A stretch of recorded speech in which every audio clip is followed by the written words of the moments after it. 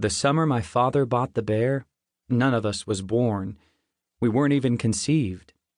Not Frank, the oldest, not Franny, the loudest, not me, the next, and not the youngest of us, Lily and Egg.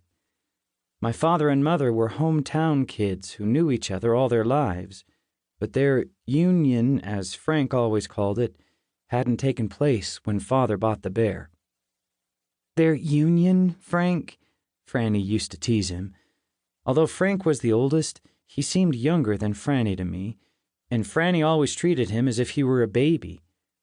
What you mean, Frank, Franny said, is that they hadn't started screwing. They hadn't consummated their relationship, said Lily one time. Although she was younger than any of us, except Egg, Lily behaved as if she were everyone's older sister, a habit Franny found irritating. Consummated? Franny said. I don't remember how old Franny was at the time, but Egg was not old enough to hear talk like this.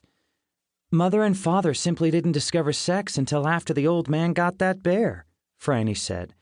That bear gave them the idea. He was such a gross, horny animal, humping trees and playing with himself and trying to rape dogs. He mauled an occasional dog, Frank said with disgust. He didn't rape dogs. He tried to, Franny said. You know the story. Father's story, Lily would then say, with a disgust slightly different from Frank's disgust. It was Franny Frank was disgusted with, but Lily was disgusted with father. And so it's up to me, the middle child and the least opinionated, to set the record straight, or nearly straight. We were a family whose favorite story was the story of my mother and father's romance. How father bought the bear, how mother and father fell in love and had, in rapid succession, Frank, Franny, and me, bang, bang, bang, as Franny would say, and after a brief rest, how they then had Lily and Egg. Pop and fizzle, Franny says. The story we were told as children and retold to each other when we were growing up tends to focus on those years we couldn't have known about and can see now only through our parents' many versions of the tale. I tend to see my parents in those years more clearly than I see them in the years I actually can remember, because those times I was present, of course, are colored by the fact that they were up and down times, about which I have up and down opinions. Toward the famous Summer of the Bear and the magic of my mother and father's courtship, I can allow myself a more consistent point of view. When father would stumble in telling us the story, when he would contradict an earlier version or leave out our favorite parts of the tale, we would shriek at him like violent birds. Either you're lying now or you lied the last time, Franny, always the harshest of us, would tell him, but father would shake his head innocently. Don't you understand? He would ask us. You imagine the story better than I remember it. Go get mother, Franny would order me, shoving me off the couch. Or else Frank would lift Lily off his lap and whisper to her, Go get mother. And our mother would be summoned as witness to the story we suspected father of fabricating. Or else you're leaving out the juicy parts on purpose, Franny would accuse him, just because you think Lily and Egg are too young to hear about all the screwing around. There was no screwing around, Mother would say. There was not the promiscuity and freedom there is today. If a girl went off and spent the night or weekend with someone, even her peers thought her a tramp or worse.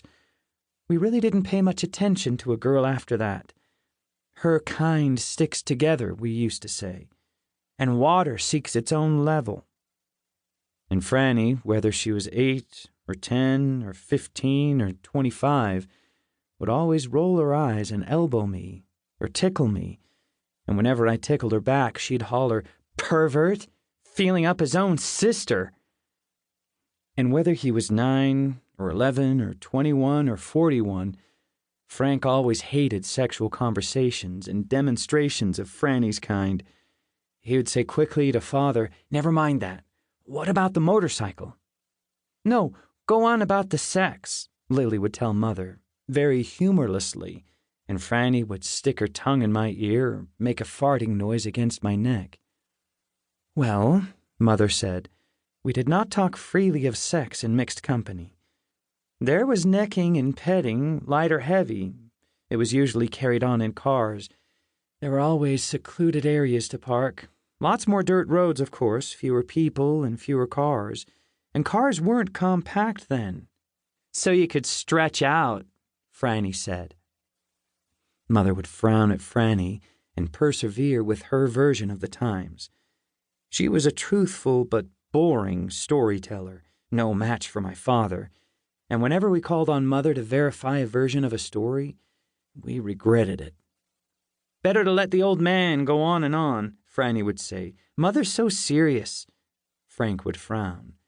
Oh, go play with yourself, Frank. You'll feel better, Franny would tell him. But Frank would only frown harder. Then he'd say, if you'd begin by asking Father about the motorcycle or something concrete, you'd get a better answer than when you bring up such general things, the clothes, the customs, the sexual habits. Frank, tell us what sex is, Franny would say, but Father would rescue us all by saying in his dreamy voice, I can tell you, it couldn't have happened today. You may think you have more freedom, but you also have more laws. That bear could not have happened today. He would not have been allowed. And in that moment, we would be silenced, all our bickering suddenly over. When Father talked, even Frank and Franny could be sitting together close enough to touch each other, and they wouldn't fight. I could even be sitting close enough to Franny to feel her hair against my face or her leg against mine, and if Father was talking, I wouldn't think about Franny at all.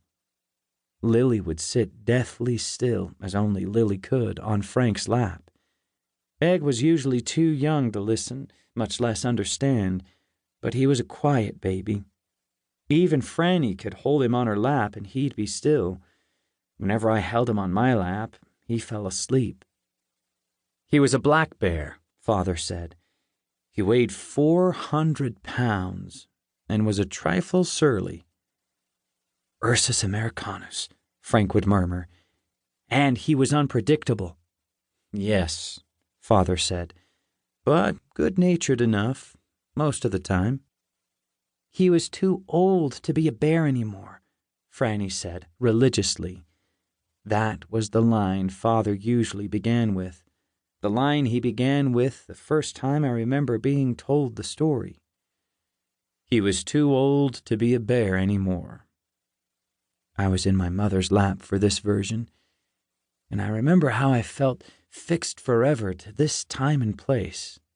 Mother's lap, Franny in Father's lap beside me, Frank erect and by himself, sitting cross-legged on the shabby Oriental with our first family dog, Sorrow, who would one day be put to sleep for his terrible farting.